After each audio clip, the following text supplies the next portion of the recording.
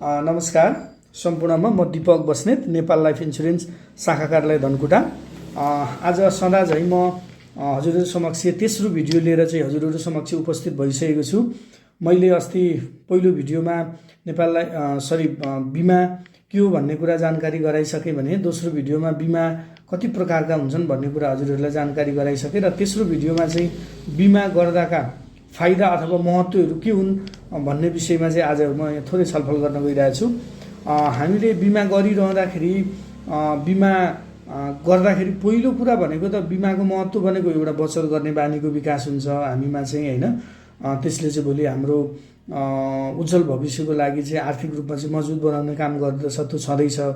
दोस्रो नम्बरमा चाहिँ सर्वोत्तम बचत भनेर मैले राखेको छु। सर्वोत्तम बचत भनेको चाहिँ हामीले बचतै गर्नका लागि त बैंक, वित्तीय संस्था, सहकारी जहाँ पनि बचत गर्न सकिन्छ, तर त्यहाँनिर चाहिँ के हुन्छ भन्दाखेरि हजुरले चाहिँ ठुलो रकम लगानी गरेर सीमित मात्रामा मात्रै ब्याज पाउने काम गर्नुहुन्छ भने बिमामा चाहिँ तपाईँको चाहिँ थोरै लगानी गरेर टोटल बिमाङ्ककै बोनस पाउनुहुन्छ र यो चाहिँ यसमा लगानी गर्नको लागि चाहिँ ठुलो रकमको आवश्यकता नपर्ने भएको कारणले गर्दाखेरि चाहिँ तपाईँको चाहिँ यो चाहिँ सर्वोत्तम बचत भनेर यसलाई चाहिँ हेर्न सकिन्छ र सर्वोत्तम बचत चाहिँ यसको एउटा महत्त्व छ।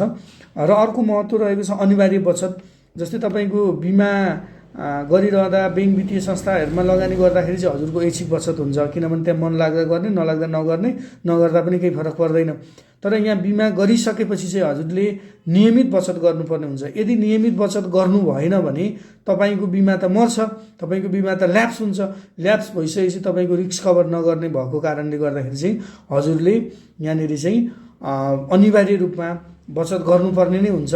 त्यस कारणले गर्दा यसलाई अनिवार्य बचत पनि यसको एउटा महत्त्व रहेको छ। अर्को ऋणबाट मुक्ति दिलाउँछ बिमाले, जहाँ कि बिमा कम्पनीहरूमा हामीले बिमा गरियो भने हामीले कहीँबाट ऋणहरू खाइएको छ, खाइएको छ भने भोलि हामीलाई चाहिँ तपाईँको चाहिँ केही भइपरि आयो भने चाहिँ तपाईँ त्यतिखेरको अवस्थामा त्यो ऋण चाहिँ बिमाको क्लेमबाट त्यहाँ तिर्दिने भएको कारणले गर्दाखेरि यसलाई एउटा ऋणबाट मुक्ति भनेर पनि हामीले महत्त्वमा राखेका छौँ। र अर्को तपाईँको चाहिँ ऋण सुविधा। यदि तपाईँले बिमा गर्नुभएको छ भनेदेखि तपाईँलाई 3 किस्ता पुरा हालेर 3 वर्ष भइसकेपछि हजुरलाई हामी ऋण प्रोभाइड गर्छौँ, बिमा कम्पनीहरूले ऋण दिन्छ। त्यस कारणले गर्दाखेरि यसको एउटा महत्त्व भनेको ऋण सुविधा पनि रहेको छ। अर्को तपाईँको आश्रित परिवारको भलाइ। आश्रित परिवार भन्नाले तपाईँको चाहिँ कस्तो भन्दाखेरि हामीमा डिपेन्डेन्ट भएको परिवार। जस्तै मैले मेरो परिवारलाई, मेरो श्रीमती, मेरो छोराछोरीहरूलाई मैले इन्कम गरेर मैले आय गरेर चाहिँ पालिरहेको छु, उनीहरूको चाहिँ देखभाल गरिरहेको छु भने भोलि मलाई केही भयो भने त तपाईँको मेरो परिवारलाई त आर्थिक रूपमा ठुलो नोक्सानी हुन्छ।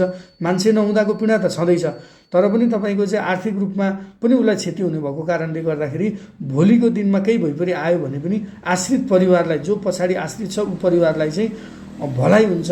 त्यो आएको क्लेमले चाहिँ उसलाई चाहिँ सहज रूपमा जीवनयापन गर्न सक्ने भएकोले आश्रित परिवारको भलाइ पनि यसको एउटा महत्त्व रहेको छ।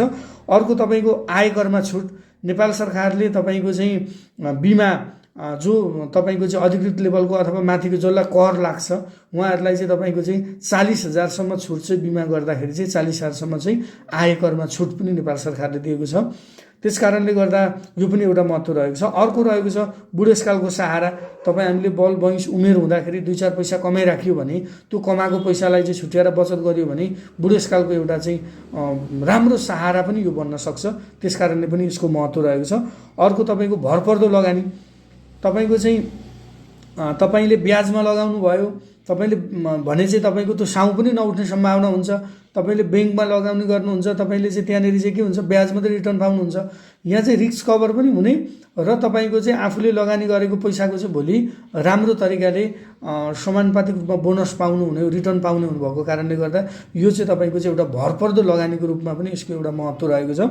अर्को तपाईँको चाहिँ हामीले दुःख गर्ने भनेको त हाम्रो बालबच्चा, हाम्रो बाबुआमा, छोराछोरीको लागि, विशेष गरेर बालबच्चाको लागि हामीले जे पनि गर्न तयार छौँ भनेपछि हामीले अहिलेदेखि बचत गर्न सकियो भने भोलि हाम्रो बालबच्चाको उच्च शिक्षाको लागि, वेदानको लागि हरेक कुरामा चाहिँ यसले ठुलो सहयोग गर्ने भएकोले बिमाको एउटा महत्त्व यो बच्चाहरूको उच्च शिक्षा पनि रहेको छ।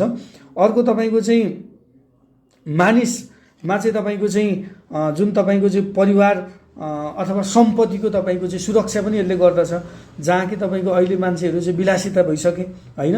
त्यस कारणले गर्दाखेरि चाहिँ तपाईँको चाहिँ हामीसँग हाम्रो सम्पत्तिलाई पनि सुरक्षित राख्नुपर्ने हुन्छ होइन।